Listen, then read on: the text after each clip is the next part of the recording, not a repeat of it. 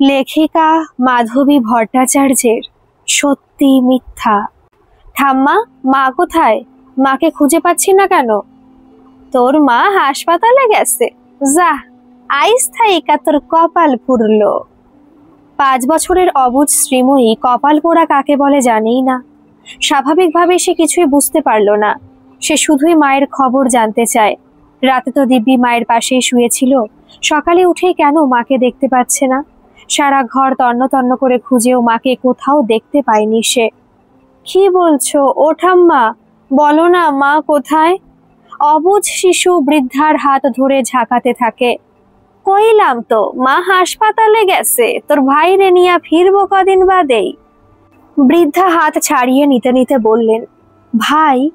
ছোট্ট শ্রী বিস্ময় দিশাহারা হয়ে যায়। মা বলেছিল বটে একটা ভাই বা বোন আসবে, কিন্তু সেজন্য হাসপাতালে যেতে হবে কেন? ভাইকে আনতে মা হাসপাতালে গেছে? ও ঠাম্মা, বলো না কখন আসবে মা? সে সময় হইলেই ফিরবো, কিন্তু তোর অহন কি হইব ক দেখি। তোর মা তো তরে মাথায় রাখতো না, পাশে উকুনে খায়, মাটিতেও রাখতো না, যদি পিঁপড়ায় খায় একেবারে বুকে কইরা কত আহ্লাদ দিয়া রাখতো। এইবার তো সব শেষ, ভাই আইয়া পড়ছে যে। ঠাম্মার অর্ধেক কথাই শ্রী বুঝতে পারে না, ফ্যাল ফ্যাল করে তাকিয়ে থাকে শুধু। ব্যাপার বুঝে ঠাম্মা আবার বললেন, তোর আদর শেষ আইস থাইকা, বুঝছোস? তোর মা আর আদর করবো না তরে, এইবার সব আদরের ভাগ তোর ভাইয়েই লইয়া যাইব। শ্রী ভালো করে কিছু বুঝতে না পারলেও এটা বুঝলো যে মা আর ওকে আদর করবে না, আর এর জন্য ওর ভাই দায়ী। ও তো ভেবে রেখেছিল ভাইকে খুব আদর করবে, খুব ভালোবাসবে। সেই ভাইয়ের জন্যই কিনা মা আর ভালোবাসবে না ওকে। অদেখা ভাইয়ের ওপরে এবার বেজায় রাগ হতে লাগলো শ্রীময়ী। বাবাও বাড়িতে নেই, নইলে বাবাকে জিজ্ঞেস করতে পারতো শ্রী এ ব্যাপারে। বাবা কোথায়? ও ঠাম্মা, বলো না। শ্রী আবার ঠাম্মার হাত ধরে ঝাঁকাতে থাকে। তোর বাবাও মায়ের সাথেই গেছে, এখনো আসে নাই। আইব কেন? তরে তো আর মনেই নাই এদের, বাইরে পাইয়াই বুইলা গেছে তোরে। পানের ছোপ ধরা দাঁত বের করে হাসেন বুড়ি। কিছুতেই বিশ্বাস হয় না শ্রীময়ী। মা আর বাবা ওকে ভুলে গেছে? কিছুতেই না, এরকম তো হতেই পারে না। সে চেঁচিয়ে বলে, তুমি মিথ্যে কথা বলছো, তুমি পচা ঠাম্মা, একেবারে বাজে তুমি। ছুটে পালায় শ্রী। বেজায় কান্না পাচ্ছে ওর, নিজের চোখের জল কাউকে দেখাতে চায় না ও। ছুটন্ত স্ত্রীর দিকে তাকিয়ে মুখ বাঁকান তরুলতা। এইটুকুন মাইয়ার মেজাজ দেখো, মাইয়া মানুষেরা তো মেজাজ থাকুন ভালো না। মা বাপের আদরে আদরে একেবারে বাদর হইতাছে এই মাইয়া, এইবার একটু শিক্ষা হইব মনে হয়। ৭৬ বছরের তরুলতা শ্রীময়ীর নিজের ঠাম্মা নন, তিনি সৃজনের মানে স্ত্রীর বাবার পিসিমা হন। তরুলতা ওরা 5 বোন, একমাত্র ভাই যিনি সবার ছোট ছিলেন তিনি সৃজনের বাবা। সৃজনের বাবা তার থেকে 10 বছরের ছোট ছিলেন। সৃজন যখন খুব ছোট তখনই ওর বাবা মারা যান। শ্রীময়ীর জন্মের 1 বছরের মধ্যেই সৃজনের মাও মারা গেলেন। তাই এবারে তৃষিতা সন্তান সম্ভবা হতে সৃজন চিন্তায় পড়েছিল। ডেলিভারির আগে ও পরে কিছুদিন তৃষিতাকে নার্সিংহোমে থাকতেই হবে। সৃজনকেও ছুটোছুটি করতে হবে। শ্রী কার কাছে থাকবে তখন? কাজের লোকের হাতে স্ত্রীকে ছেড়ে রাখতে ভরসা হয় না তেমন। অনেক ভেবে পিসিমার কথাই তখন মনে পড়েছিল সৃজনের। ৭৬ বছর বয়সেও দিব্যি শক্তপোক্ত আছেন তিনি। বয়স তেমন থাবা বসাতে পারেনি তার শরীরে। বাবার 5 দিদি থাকলেও এখন বেঁচে আছেন মাত্র একজন, তিনি হচ্ছেন সেজ পিসিমা তরুলতা। ছেলেবেলায় সৃজন প্রচুর আদর পেয়েছিল পিসিদের, তাই স্বাভাবিকভাবেই পিসিদের ওপর বেশ একটা দাবি জন্মে গেছিল সৃজনের। সেজ পিসিকে এখানে ডেকে আনতে তাই দ্বিতীয়বার ভাবেনি সে। এমনিতেও তিনি ছাড়া আর কেউ তেমন ছিল না যে স্ত্রীকে কদিন দেখে রাখতে পারবে। সেজ পিসিমা নিজের 2 ছেলের বাড়ি ঘুরে ফিরে থাকেন। 6 মাস বড় ছেলের বাড়ি, বাকি 6 মাস ছোট ছেলের বাড়ি। 2 ছেলে আর তাদের বউয়েরা মিলেই এমন সিদ্ধান্ত নিয়েছে। এই ব্যবস্থায় তরুলতাও অখুশি নন। বড় বউয়ের নিন্দে ছোট বউয়ের কাছে, আর ছোটর নিন্দে বড়র কাছে করতে পেরে ভারী তৃপ্তি হয় তার। মনের ঝাল এইভাবে মিটিয়ে নিতে পারেন বেশ করে। সৃজনের ফোনটা যখন এলো তখন তিনি ছোট ছেলের বাড়িতে। সৃজন ফোন করে বলল, সেজ পিসিমা, খুব বিপদে পড়ে অজয়দাকে ফোন করলাম গো। জানি তুমি ওখানে আছো, বলছি কদিন আমাদের বাড়িতে এসে থাকতে পারবে তুমি? এ সময় স্ত্রীকে নিয়ে তাহলে আর ভাবনা থাকবে না আমাদের। যদি তোমার অসুবিধে না হয় তাহলে একটু ভেবে দেখো। অসুবিধে মানে? তরুলতা তক্ষুনি রাজি, পারলে সেদিনই চলে আসেন আর কি। যদিও সৃজনের বউকে তেমন পছন্দ নয় তার, কেমন যেন গম্ভীর স্বভাব, খুব পড়াশোনার বাতিক, পারলে সারাদিন বই মুখে করে বসে থাকে। এত পড়ে কি আনন্দ পায় কে জানে। তরুলতা তো কথা বলেই আনন্দ পান, একজোড়া কান পেলেই হলো। দিব্যি বকবক করে সময় কেটে যায় তার। তবে সৃজনের বউয়ের সঙ্গে কথা বলে তেমন সুখ নেই। 10টা কথার হয়তো একটা জবাব দেয়, নইলে দায়সারা হু হা করে। তাও তরুলতা খুশি হয়ে ওঠেন, সে জবাব দিক বা না দিক, একজোড়া কান তো রয়েছে। দিব্যি একসাথে দুই বউয়ের নিন্দে ওর কানে ভরে দেওয়া যাবে। তরুলতা অনেক ভেবে দেখেছেন, নিন্দে করার মতো সুখ আর কিছুতে নেই। আনন্দে অধীর হয়ে তরুলতা বলেন, আই মুই তো, অসুবিধা আবার কি? আমি কি আগে তোর বাড়িতে গিয়া থাকি নাই? কত আরামে থাকি তোর ওখানে। কবে আইতে হইব শুধু কইয়া দে। সৃজন হেসে বলে, ঠিক আছে, বলে দেব তোমাকে, এখন ফোন রাখছি। তৃষিতা অবশ্য সেজ পিসিমা আসবেন শুনে মুখ গোমরা করে ফেলল, বলল, তাকে একেবারে ভালো লাগে না আমার, নিন্দে বন্ধ ছাড়া আর কিছুই বেরোয় না তার মুখ দিয়ে। এখানে এলেই স্ত্রীকে দেখে ছেলে কেন হলো না, ছেলে কেন হলো না বলে দীর্ঘশ্বাস ফেলতে থাকেন। একদম ভালো লাগে না। সেকেলে মানুষ, তাই একটু ওরকম। তার কথাও তো ধরো না তুমি। সৃজন হেসে বলে। তবুও তৃষিতার মুখ ভার, তবে সে জানে উপায়ও আর নেই কিছু। সৃজনের দিকে বা ওর নিজের দিকেও কেউ নেই যে স্ত্রীকে কদিন দেখে রাখতে পারে। অগত্যা সেজ পিসিমা ছাড়া আর গতি কি? ডেলিভারির সম্ভাব্য ডেটের দিন 15 আগে পিসিমাকে বাড়ি নিয়ে এলো সৃজন। তিনি শেষবার যখন এসেছিলেন তখন স্ত্রীর 3 বছর বয়স। ওর তাই বিশেষ মনে ছিল না তাকে। সে খুব খুশি হয়ে উঠল এমন এক ঠাম্মার আগমনে। সারাক্ষণ তার পায়ে পায়ে ঘুরতে লাগলো আদর কাটার আশায়। তরুলতা অবশ্য ব্যাপারটা তেমন পছন্দ করছিলেন না। এমনিতেও স্ত্রীর জন্মের পরেও খুশি হননি তিনি। তাদের 5 বোনের পর এই বংশে আর একটাও কন্যা সন্তান হয়নি।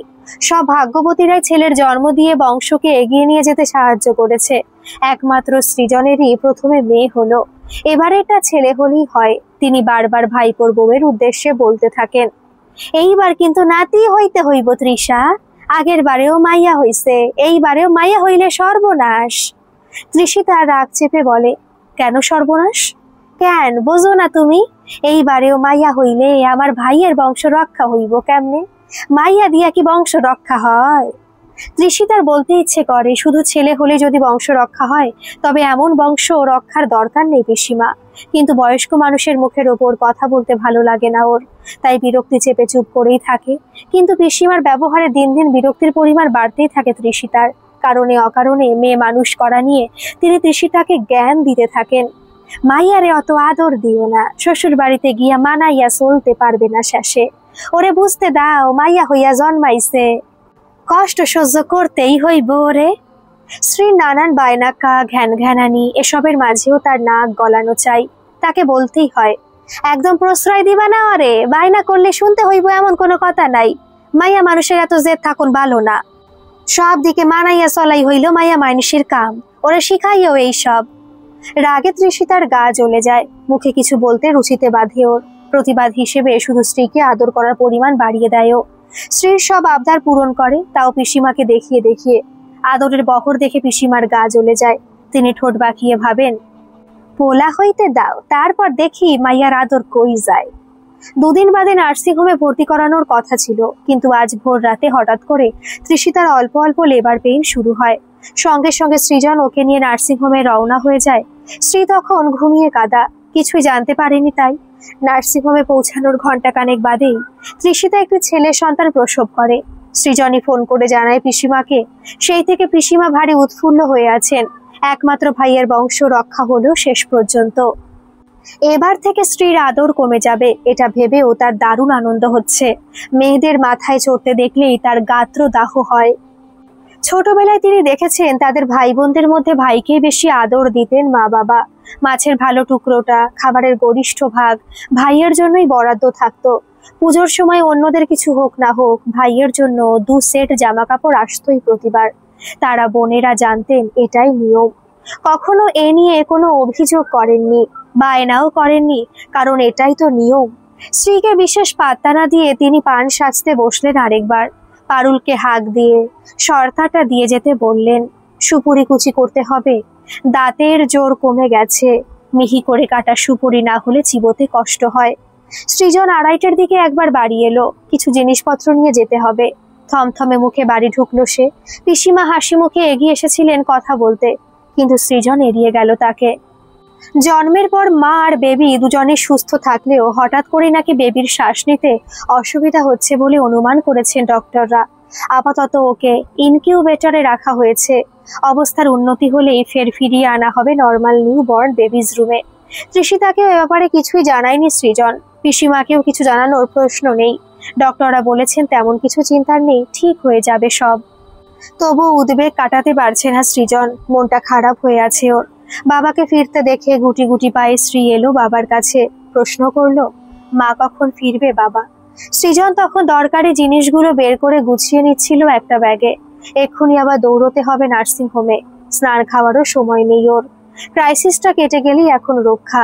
কাজ করতে করতে অন্যমনস্ক ভাবে সে বলল, কিছুদিন পরে ফিরে আসবে। আমি মায়ের কাছে যাব বাবা। এখন নয়, পরে একদিন তোমাকে নিয়ে যাব আমি। বাবার থমথমে মুখ দেখে স্ত্রীর ভারী ভয় হচ্ছিল। বাবা তো একবারও আদরও করলো না ওকে। তবে কি সত্যি ভাইকে পেয়ে বাবা ভুলে গেল ওকে? ঠাম্মার কথাই তবে ঠিক? না, স্ত্রী কিছুতেই এমন হতে দেবে না। ভাইয়ের ওপরে হওয়ার রাগটা এবার বাবার দিকে গিয়ে পড়লো। সে চিৎকার করে বলল, না, আমি আজই যাব। এক্ষুনি মায়ের কাছে নিয়ে চলো তুমি আমাকে। সৃজনের এমনিতেই মেজাজ খারাপ ছিল, স্ত্রীর চেঁচামেচিতে মেজাজ আরো খারাপ হয়ে গেল। ধমক দিয়ে বলল, চুপ করো তুমি, আজ মায়ের কাছে নিয়ে যাওয়া যাবে না তোমাকে। যাও এখান থেকে, যাও, ঠাম্মার কাছে যাও। বাবার ধমক খেয়ে অভিমানে স্ত্রীর ঠোঁট ফুলে গেল। কান্না চাপতে সে ছুটে পালালো বাবার সামনে থেকে। ঠাম্মা তাহলে সত্যি কথাই বলেছে, মা বাবা আর ভালোবাসবে না ওকে, শুধু ভাইকেই ভালোবাসবে। হু হু করে স্ত্রীর চোখ দিয়ে জল গড়িয়ে পড়তে লাগলো। বিছানায় উপুর হয়ে নিঃশব্দে কেঁদেই চলল সে। আজ থেকে স্ত্রী তাহলে একেবারে একা হয়ে গেল। তড়িঘড়ি বেরিয়ে যাবার পরে স্ত্রীর মুখটা মনে করে কষ্ট হচ্ছিল সৃজনের। স্ত্রী মোটেই অবাধ্য বাচ্চা নয়, ওকে বুঝিয়ে বললে সে বুঝতো। কেন যে সৃজন মেজাজ খারাপ করে ফেললো? মেয়েটা নিশ্চয়ই কষ্ট পেয়েছে। থাক, পরে ফোন করে নিলেই চলবে। সন্ধ্যের পর ডক্টররা বললেন ক্রাইসিস কেটে গেছে, আর কোনো ভয় নেই। বেবিকে তৃষিতার কাছে নিয়ে আসা হলো সন্ধ্যের পর। দুশ্চিন্তা কেটে গিয়ে স্বস্তির শ্বাস ছাড়ল সৃজন। এতক্ষণ ধরে তৃষাকে মিথ্যে কথায় ভুলিয়ে রাখতে রাখতে ক্লান্ত হয়ে পড়ছিল সে। ছেলেকে বুকে জড়িয়ে নিল তৃষিতা, হাসি মুখে বলল, শ্রী কত খুশি হবে ভাইকে পেয়ে, তাই না? সৃজনও হাসি মুখে ঘাড় নাড়ল। তখনই ওর মনে পড়ল স্ত্রীকে তো ফোন করা হয়নি। ধমক খেয়ে বেচারি নিশ্চয়ই এখনো অভিমান করে আছে। তক্ষুনি বাড়ি ল্যান্ডলাইনে ফোন করলো সৃজন। পিসিমা এসে ফোনটা ধরলেন। হ্যালো, সেজ পিসিমা, আমি গো। সব ঠিক আছে তো বাড়িতে? তোমার অসুবিধা হচ্ছে না তো? ও টুকু কইতাছোস? না রে বাবা, তোর বাড়িতে আমার অসুবিধা হইব কেন? সব ঠিক আছে। তোর পোলা কেমন আছে? সেই কবে বাংলাদেশ থেকে নিজেদের বাড়ি ঘর ছেড়ে এখানে চলে এসেছেন, তবুও এখনো ভাষার পূর্ববঙ্গীয় টান ছাড়তে পারেননি সেজ পিসিমা। কিছু বলতে গেলেই বলেন, মা বাবা যে ভাষায় কথা কইতো আমিও সেই ভাষায় কথা কই। নিজের দেশের ভাষা ভুইলা যামু কেন? ছেলে হওয়াতে পিসিমা বেজায় খুশি। মনে মনে হেসে সৃজন বলল, তোমার নাতি ভালো আছে সেজ পিসিমা? নাতনির কি খবর বলো? ও তোর মাইয়া আছে নিজের ঘরে, কি করতাছে কে জানে? নিরাসক্ত ভাবে বললেন তরুলতা। স্ত্রীকে একটু ডেকে দাও পিসিমা। আইসা ডাইকা দিতাছি। চলে গেলেন তরুলতা। একটু পরে স্ত্রী এসে ফোনটা ধরলো। হ্যালো, কি হয়েছে মামুনি? গলাটা অমন শোনাচ্ছে কেন? বাবার ওপর রাগ করেছো? রাগ করে না মা, আমার সোনা মা। এই তো বাবা তোমাকে অনেক অনেক আদর করে দিচ্ছে। ঠাম্মার কাছে লক্ষ্মী হয়ে থেকো কেমন? বাবার একটু আদরে এই এতক্ষণে চেপে রাখা অভিমান জল হয়ে স্ত্রীর চোখ ঠেলে বেরিয়ে এলো। কোনো মতে অশ্রুরুদ্ধ কণ্ঠে স্ত্রী বলল, আমি মায়ের কাছে যাব বাবা। কাঁদছো কেন মা? কাল বিকেলেই মায়ের কাছে নিয়ে আসবো আমি তোমাকে। না, আমি সকালেই যাব। স্কুল আছে যে মা, বিকেলেই আসবে। দেখবে কি সুন্দর পুতুলের মতো একটা ভাই এসেছে তোমার। ওই তো মা কোলে নিয়ে বসে আছে ভাইকে।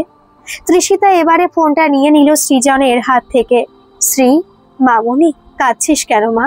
তুই না দিদি হয়ে গেছিস, দিদিরা কি কাঁদে? আমি তোমার কাছে যাব মা, শ্রী ফোপাতে ফোপাতে বলল।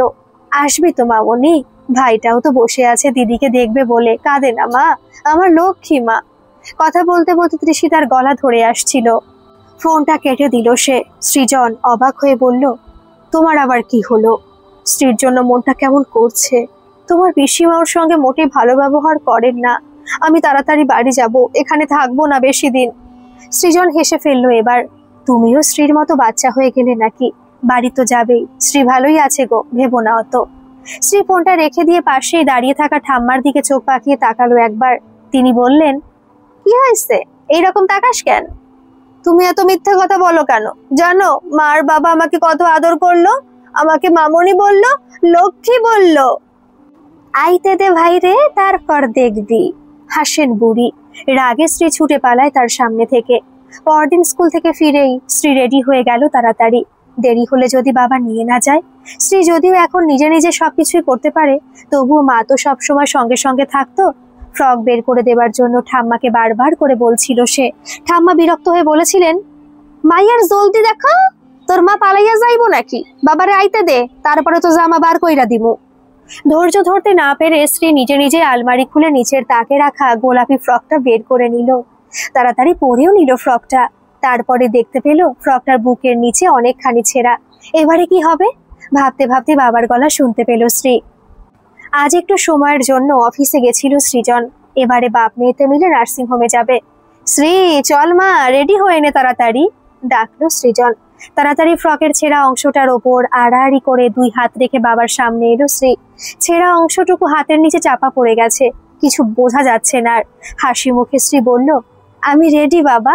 বাহ, চল তাড়াতাড়ি, খুশি হয়ে বলল সৃজন। একটু পরেই নার্সিংহোমে পৌঁছে গেল দুজনে। শ্রী একবারও ছেঁড়া অংশ থেকে নিজের হাত সরায়নি। মাকে দেখতে যাবার আনন্দে ওর ছোট্ট বুকটা তখন লাফাচ্ছে ধকধক। ওই তো মা শুয়ে আছে।